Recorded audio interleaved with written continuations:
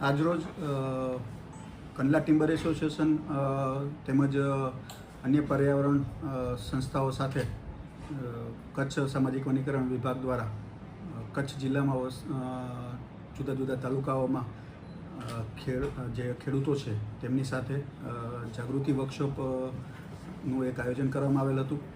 આ વર્કશોપના માધ્યમથી સરકારશ્રીની જે એગ્રો ફોરેસ્ટ્રીની યોજના છે જેમાં સહાયમાં તાજેતરમાં વધારો કરવામાં આવેલો છે, તે સહાયથી સબસિડીથી ખેડૂતો તમામ વાકેફ થાય, તેમજ સાથોસાથ કચ્છ જિલ્લામાં સરુ, ચંદન, સાગ, મિલિયાડુગા આવા આર્થિક ઉપાર્જન થઈ શકે તેવા વૃક્ષોનું વાવેતર કરી અને વૃક્ષારોપણ તો થાય જ, સાથે સાથે એમની આવકમાં પણ વધારો કરી શકે તે હેતુથી એક વર્કશોપનું આયોજન કરવામાં આવેલ હતું.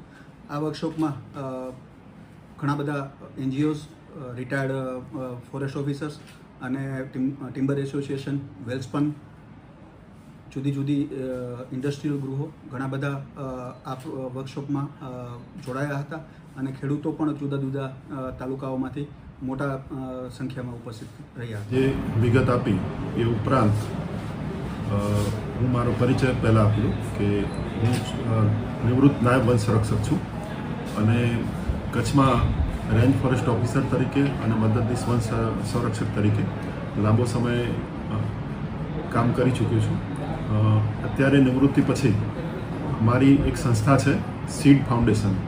સીડનું ફૂલ ફોર્મ છે sustainable environmental and ecological development foundation.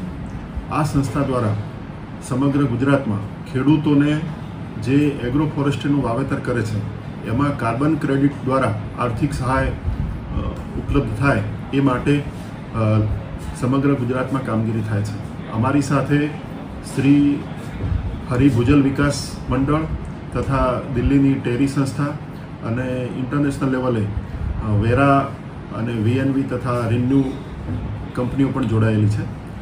આ બધાનું સંકલન કરી અને ખેડૂતોને કઈ રીતે વધુમાં વધુ આર્થિક લાભ મળી શકે અને એમને માર્ગદર્શન પણ મળી શકે એનો મુખ્ય ઉદ્દેશ છે.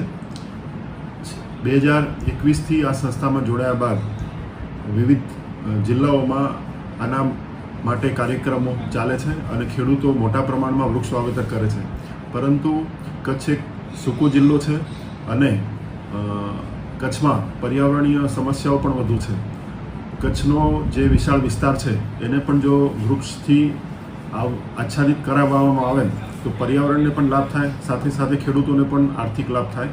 આથી કચ્છમાં જે નાયબ વન સંરક્ષક શ્રી પટેલ સાહેબ તથા મિત્તલ સાહેબના માર્ગદર્શન હેઠળ સ્ટાફ દ્વારા અને ખેડૂતો દ્વારા જે ઝુંબેશ કરી અને વૃક્ષારોપણનું આયોજન વિચારેલ છે એ ખરેખર ઉમદા પ્રયત્ન છે અને એમાં સહયોગી થઈ અને અમે પણ કામ કરવા તત્પર છીએ. તો આ સફળ અભિયાન થાય એ માટે હું વિનવું છું. નમસ્કાર મિત્રો, આજે ગાંધીધામ ટિમ્બર ભવન મુકામે assistant to farmers to increase green cover and income under agro forestry યોજના અંતર્ગત વન વિભાગ કચ્છ, કંડલા ટિમ્બર એસોસિએશન અને ખેડૂતોના ત્રિવેણી સંગમ સમા કાર્યક્રમમાં ખૂબ સુંદર મજાના માહિતી અને ખેડૂતોને ભવિષ્યમાં ઉપયોગી થાય એમની આવક વધારવા માટે પર્યાવરણના જતનની સાથે સાથે ખેડૂત પોતાની આવક કઈ રીતે વધારી શકે એ પ્રકારની સુંદર મજાના સેમિનાર વન વિભાગના વન સંરક્ષક શ્રી મિત્તલ સાહેબની આગેવાનીમાં સમગ્ર વન વિભાગ દ્વારા આજે ગાંધીધામ કંડલા ટિમ્બર એસોસિએશનના ભવનમાં આયોજન કરવામાં આવ્યું છે.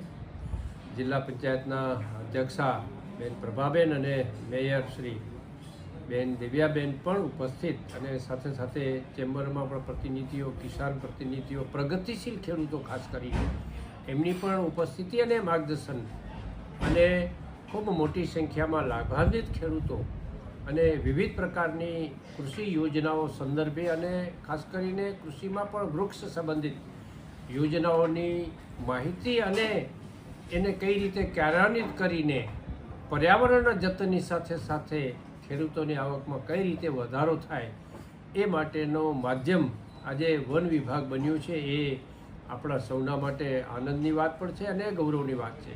વિશેષમાં આવા પ્રકારના કાર્યક્રમોના માધ્યમથી જાગૃતિ પણ આવે છે અને સ્વાર્થ અને પરમાર્થ, વૃક્ષ ઉછેર અને વૃક્ષની આવક, આ બંને હેતુઓ સિદ્ધ થાય એટલે કિસાનોને પણ આ પ્રવૃત્તિમાં પ્રોત્સાહન મળે છે.